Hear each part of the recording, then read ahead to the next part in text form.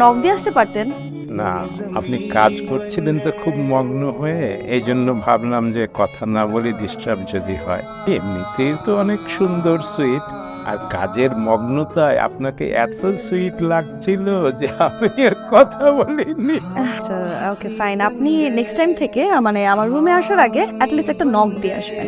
কার্টিসি না, এটা এটা একটু মেনটেন করবেন। আমি আবার যাব, গিয়ে ডক করে আসবো। না, না, এখন প্রয়োজন নেই, বাট নেক্সট টাইম থেকে এটা একটু মাথায় রাখবেন, একটা নক দিয়ে আসবেন। হ্যাঁ, বলেন কেন আসছেন?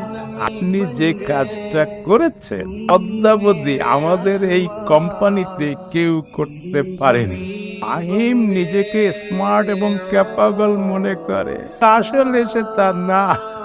মানে আপনার ম্যারিড লিস্ট আনম্যারিড মানে আমি এখনো বিয়ে করিনি। বিয়ে করিনি, মানে করেছে একটা, সে তো না করার মধ্যে।